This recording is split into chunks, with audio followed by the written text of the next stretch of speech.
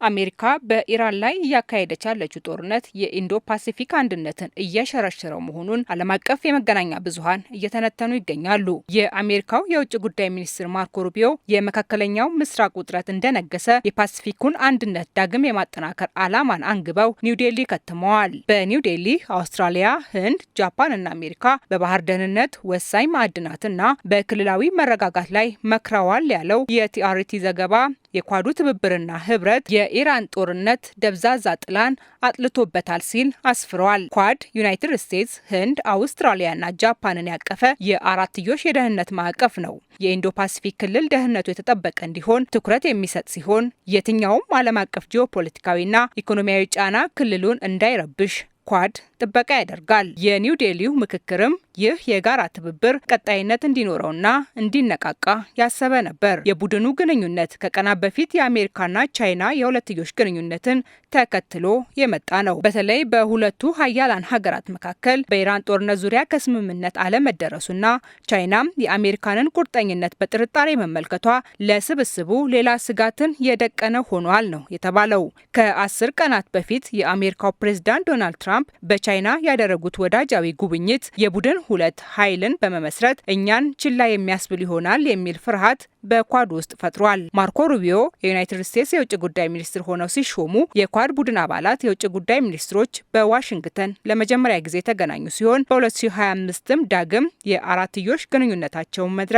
አከናውነዋል። ሆኖም ዓመታዊው የስብስቡ ጉባኤ አለመካሄዱና ፕሬዚዳንት ትራምፕም ለዚሁ ጉባኤ ወደ ህንድ አለመጓዛቸው ክፍተት ሆኖ ቆይቷል። አሁን ያለው ዓለም አቀፋዊ ሁኔታዎችና አዳዲስ ክስተቶች የኳድን ዝምድና ይበልጥ አስፈላጊ ያደርገዋል ያሉት የውጭ ጉዳይ ሚኒስትር ማርኮ ሩቢዮ ናቸው።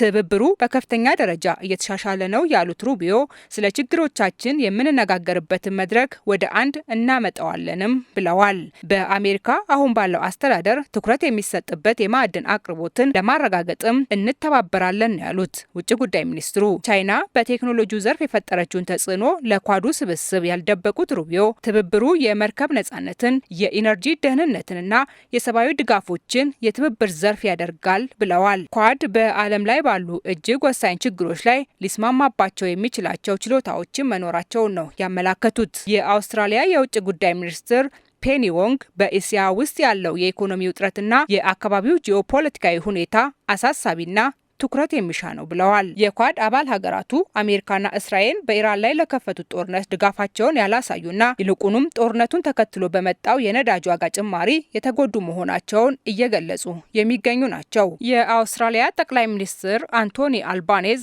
በኢራን ጦርነት ዙሪያ ስለ አወዛጋቢው የቴህራን የኒኩለር መርሃ ግብር ስጋታቸውን ከጠቀሱ ጥቂት መሪዎች አንዱ ቢሆኑም ጦርነቱን ግን አልደገፉም በሚል ፕሬዝዳንት ትራምፕን ያስቆጣ ጉዳይ ሆኖ አልፏል።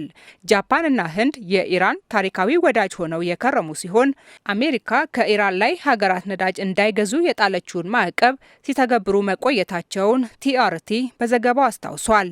የጃፓን የውጭ ጉዳይ ሚኒስትር ቶሺሚትሱ ሞቴጌ ከህንድ ጋር ባደረጉት የሁለትዮሽ ስብሰባ እየጨመረ የመጣውን የዓለም አቀፍ የደህንነት ስጋት መፍታት አስፈላጊ መሆኑን የጋራ መግባባት አድርገናል ብለዋል። የጃፓኑ የውጭ ጉዳይ ሚኒስትር ከሁለተኛው የዓለም ጦርነት በኋላ በኃይል ሚዛን ለውጥና በግጭት መጨመር ምክንያት ዓለም ጉልህ የሆነ የስርዓት ለውጥ እያጋጠማት ነው ብለዋል። ህንድ በበኩሏ የኢንዶ ፓሲፊክ ስጋቶችን ለመፍታት ስትራቴጂካዊ የሆነ በራስ መተማመንን ማጠናከር ያስፈልጋል ስትል ጥሪ አቅርባለች። የህንድ የውጭ ጉዳይ ሚኒስትር ኤስ ጃሻንካር ለኳዱ ስብስብ በዓለም አቀፍ ደረጃ በአቅርቦት ሰንሰለት የግንኙነት መቆራረጥ፣ የማኑፋክቸሪንግና የሀብት ክምችት እንዲሁም በወሳኝ መሰረተ ልማት ላይ የተደቀኑ ስጋቶችን መፍታት አለብን ሲሉ በአጽንኦት ተናግረዋል። አጋርነትን ለማጠናከር ለእድገትና ለአዳዲስ ቴክኖሎጂ እውን መሆን አዲስ ስልት የሚያስፈልግ ስለመሆኑ ቡድኑ መስማማቱ ተመላክቷል። የህንዱ ውጭ ጉዳይ ሚኒስትር ኢንዶ ፓሲፊክ የራሱ የሆነ ስጋቶች እንዳሉት በመጥቀስ ይህ ስትራቴጂካዊ በራስ መተማመንን ማሳደግ፣ የባህር ደህንነትን ማረጋገጥ፣ የኢኮኖሚ አማራጮችን ማስተዋወቅ እንዲሁም ጥልቅ የትብብር ስነ ምግባሮችን ማዳበር ያስፈልጋል ብለዋል። ይህን አስተማማኝ ለማድረግም ግልጽ የሆነ የሽርክና ስምምነቶችን ማኖር እንደ ቅድመ ሁኔታ ተለይተዋል። የኳድ የውጭ ጉዳይ ሚኒስትሮች በኒው ዴሊ ከመሰብሰባቸው በፊት በጋራ ጠረጴዛ ዙሪያ የተቀመጡ የሀገራቱ ዲፕሎማቶች በቡድኑ ቅድሚያ ሊሰጣቸው የሚገቡ ጉዳዮችን ለይተዋል። ይህም የባህር ደህንነት፣ ወሳኝ ቴክኖሎጂዎች፣ የማይበገር ኢኮኖሚና የሰብአዊና የአደጋ ጊዜ እርዳታን ያካተተ ነበር። የአውስትራሊያ ውጭ ጉዳይ ሚኒስትር ለኢንዶ ፓሲፊክ ሀገሮች በደህንነትና ሉዓላዊ ፍላጎቶቻቸውን ማረጋገጥ ላይ የመምረጥ ነጻነት ሊኖራቸው እንደሚገባ ጥሪ አቅርበዋል። እኛ 4 ሉዓላዊ ሀገራት ነን። የራሳችን ታሪክና ጥቅም አለን። ነገር ግን በጥቅሞቻችን መካከል ትልቅ ትስስር አለ።